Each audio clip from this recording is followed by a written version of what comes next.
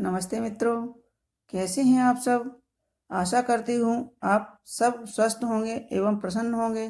आज के वीडियो में हम आपको 14वें अध्याय की कथा सुनाएंगे। मित्रों, अधिक मास की कथाएं सुनने से पुण्य फल की प्राप्ति होती है। 14वें अध्याय में वाल्मीकि मुनि का राजा दृढ़धनवा को पुनर्जन्म का वर्णन है। श्री नारायण बोले, एक दिन चिंताग्रस्त राजा दृढ़धनवा के महल में वाल्मीकि मुनि आए। राजा ने दूर से ही वाल्मीकि मुनि को आता हुआ देखकर शीघ्रता से उठकर भक्ति सहित उनके चरणों में प्रणाम किया। फिर ऋषि को सत्कार कर श्रेष्ठ आसन पर बिठाकर चरणों को अपनी गोद में ले दोनों हाथों से धोए। फिर चरणोदक को सिर पर धारण करते हुए राजा को तोते का वचन याद आया तो राजा बड़ी मीठी वाणी से बोले, हे भगवान, अब मैं कृतकृत हुआ। मैं बड़ा भाग्यवान हूँ। आज मेरा जन्म तथा मनोरथ सफल हुआ। आपके दर्शन से मेरा वेदाध्ययन आदि सफल हो गया। हे संसार को पालन करने वाले, मैं अपने सौभाग्य का क्या वर्णन करूं। श्री नारायण बोले, मुनिराज ने से ऐसा कह राजा शांत हो गया। तब वाल्मीकि मुनि राजा को विनय युक्त देखकर मन में बड़े प्रसन्न हुए और बोले, हे राजन, तुम इतने चिंता में से व्याकुल क्यों हो रहे हो? मन में क्या है सो बताइए। हे महामते, जो कुछ इच्छा हो सो कहिए। दृढ़धनवा बोले, आपके चरणों की कृपा से मुझे सदा सुख है, परंतु हे ज्ञानधन, मेरे मन में एक बड़ा भारी भ्रम है। जो वन में तोता ने कहा था, उस शूल को दूर कीजिए। एक समय में शिकार खेलने के लिए घोर वन में चला गया। वहां घूमते रहे हुए मुझे एक तालाब नजर आया। उसका ठंडा जल पीने के बाद श्रम दूर करने को एक बड़े वट वृक्ष के नीचे उसकी शीतल छाया में बैठ गया। उसकी छाया मन और नेत्रों को अत्यंत सुखदायी थी। उस वृक्ष पर मैंने एक मनोहर तोता देखा।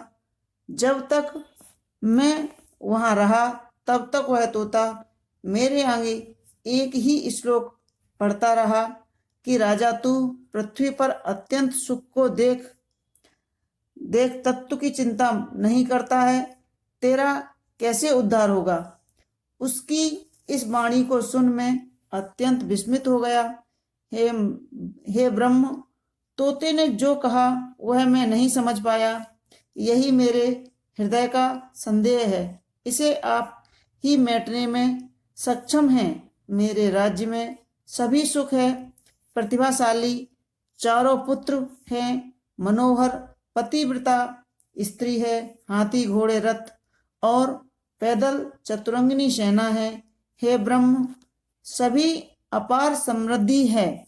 यह मेरे कौन से पुण्य का फल है, यह सब संक्षेप में विचार कर कहो। वाल्मीकि मुनि राजा का प्रश्न सुनकर प्राणायाम करके 2 घड़ी तक ध्यान स्थित होकर भूत भविष्य और वर्तमान बेता हाथ में लिए दर्पण की भांति विश्व की होने वाली सब घटनाएं देखकर हृदय में निश्चित करके राजा से बोले, राजन, आप अपने पूर्व जन्म के चरित्र का विवरण सुनो।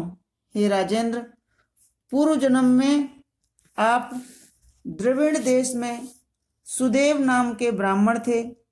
ताम्रपर्णी नदी के किनारे रहते थे।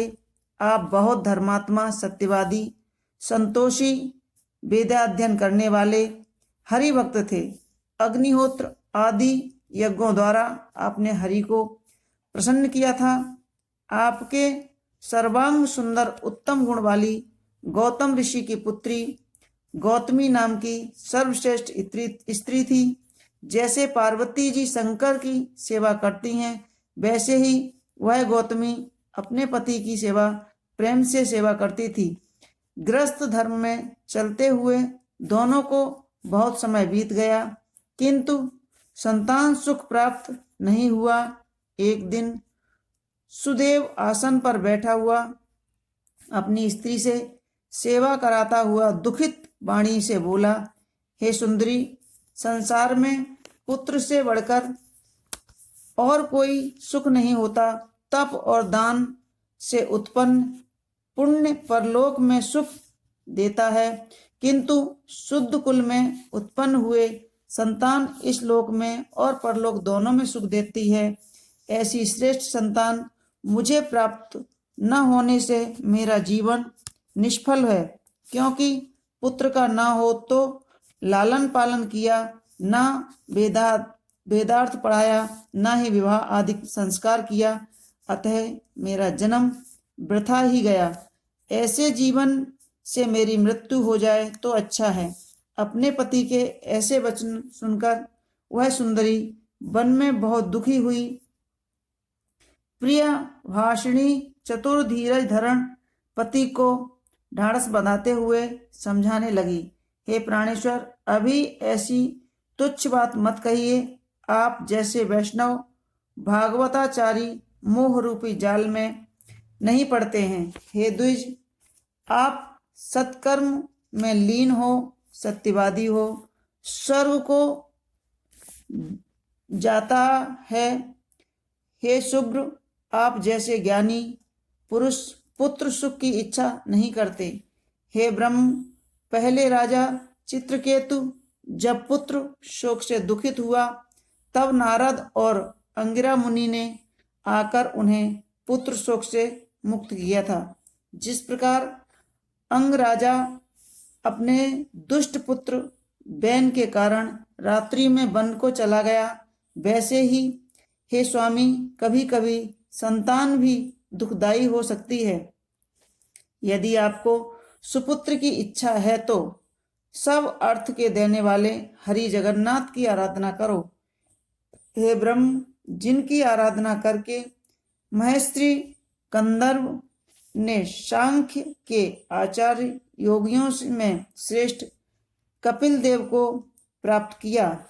इस प्रकार अपनी पत्नी के वचन सुनकर वह ब्राह्मण मन में निश्चय कर पत्नी सहित ताम्रपर्णी नदी के किनारे गया।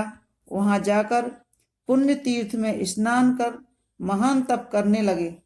5-5 दिन में सूखे पत्ते का आहार कर जल पीता था। ऐसे तप करते हुए उस तपोनिधि को 4000 वर्ष बीत गए। हे ब्रह्म, उसके तप से जब तीनों लोग कांप उठे, तब उस सुदेव का महाउग्र तप देख शीघ्र ही गरुड़ पर सवार हो भक्त वत्सल भगवान प्रकट हुए। श्री नारायण बोले, हे नवीन मेघ के तुल्य वर्ण वाले विश्व रक्षक, जगत के पालन करता, 4 भुजा वाले अति प्रसन्न मुरारी के दर्शन करके बड़े हर्ष से सुदेव ब्राह्मण ने भगवान मुकुंद को साष्टांग प्रणाम किया। तो मित्रों, यह थी हमारे 14वें अध्याय की कथा। 15वें अध्याय की कथा मैं आगे कंटिन्यू सुनाऊंगी। हमारे चैनल को अगर लाइक करें, शेयर करें और सब्सक्राइब करें। धन्यवाद।